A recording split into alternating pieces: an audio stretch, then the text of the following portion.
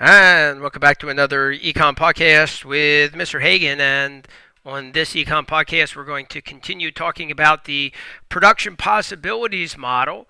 And on the production possibilities model, we started last time talking about the assumptions that we make when creating the production possibilities model, and we said we were going to assume fixed resources, fixed technology, fixed productive efficiency. We'll talk about that later, and that there are only two goods in the world. And then we were going to do this model in the form of this guy, Robinson Crusoe, who is trapped on an island all by himself. By the way, this little footprint down here, that's going to become important later, and I will explain why that's important when we get there. So, all right, how do people make decisions? Well, from an economist's point of view, people make decisions they make their decisions on the margin. So we're going to use that to understand how Robinson Crusoe makes his decisions as he chooses between guns and butter. Now, the first thing that he does is, and this really isn't economics, this is more engineering or physics or natural sciences, is Crusoe's going to go around the island and look at what resources he has and develop what we call a production possibilities schedule. And what I mean by that is he's going to try to figure out, with the land, labor, capital, and entrepreneurial skills that he has on the island, how much butter, how many guns can he create per some time period, maybe per week or per month or whatever the time period is. And let's say that Crusoe finds these numbers. He finds that if he spends all of his time producing guns, that he would produce 0 butter, obviously, because he spent no time producing butter, and he could produce 7 guns. Again, per week, per month, whatever the time period is. But then he may find that, well, I produce 0 butter and 7 guns.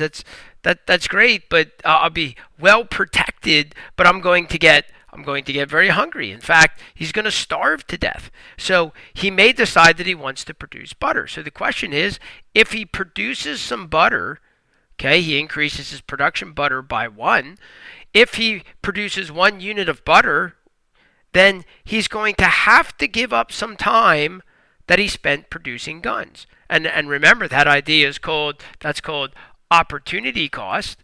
If he increases the time that he spends producing butter, he's going to have to give up guns. So maybe in this week or month or whatever it is, if he produces 1 unit of butter, then he will only be able to produce 6.8 guns. Now you say, hey, what do you mean by 6.8 guns? You can't produce 8/10 of a gun. Well, maybe he's almost done producing that 7th gun, but he doesn't quite get it finished because he spent some time producing butter.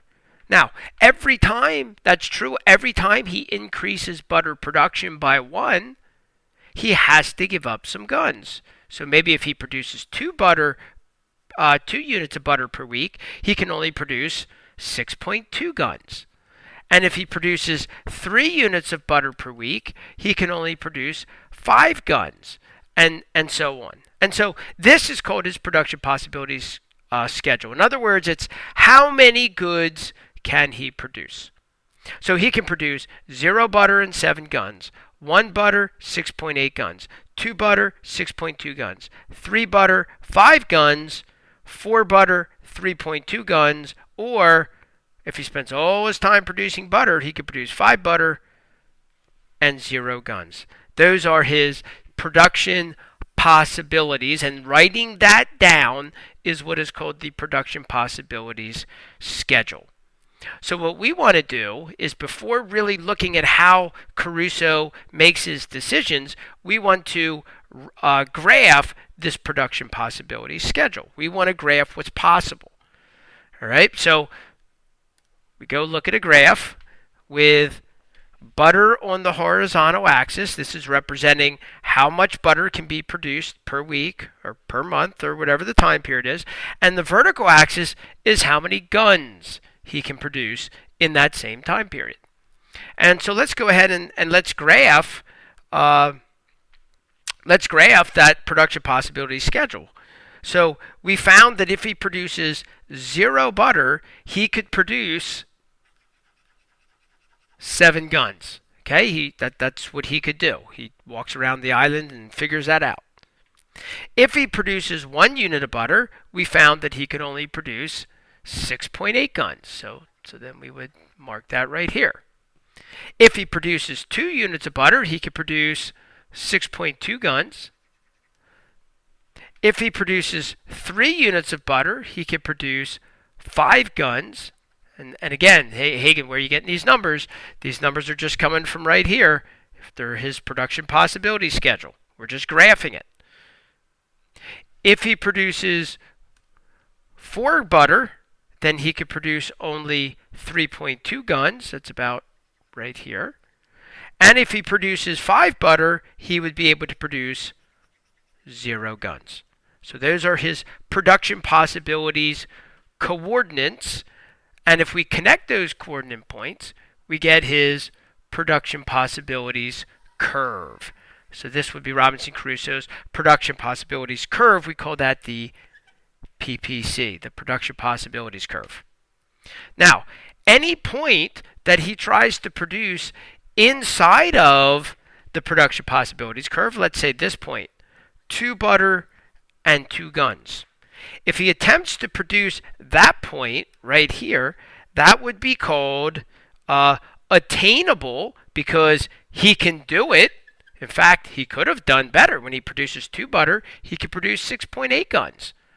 If he produces 2 butter and 2 guns, then that is attainable but inefficient. Okay, that's attainable but inefficient. Why do we call it inefficient? Because he could have done better. So that would be this right here. Attainable and inefficient. That is any point that is inside this graph. He could do it, but he could have done better. He could produce 2 butter and 2 guns, but he could have done even better. He could have produced 2 butter and 6.8 guns. What about any point that is outside of this curve? Okay, so what about if we go to, say, this point, 5 butter and 5 guns? What can I say about that point? Well, what I can say about that point is unattainable. That means he can't do it. With his current land, labor, capital, and entrepreneurial skills, which are fixed, with his current land, labor, capital, and entrepreneurial skills, he cannot produce this point. Okay? If he produces 5 guns, he can only produce 3 butter. So any point outside of this curve is called unattainable.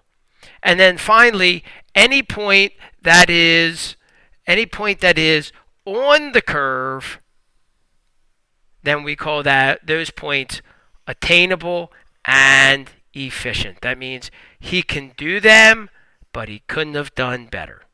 Okay? These are attainable and efficient. So that divides our graph into 3 distinct parts. Parts inside, okay? Any point in here, attainable but inefficient. Any point out here, unattainable. Any point on the curve, attainable and efficient. Attainable and efficient. So that breaks our graph into 3 parts. We still haven't really talked about how Robinson Crusoe was going to make decisions. We will do that on the next model because on the next podcast, because we still have to ask the question. Okay, we know what he can do, but the question is, what does he want to do? Which combination of guns and butter will maximize his utility? That's the ultimate question. We'll talk about that on the next podcast. Thanks for joining me for another Econ podcast. This has been Mr. Hagen. See you on the next podcast.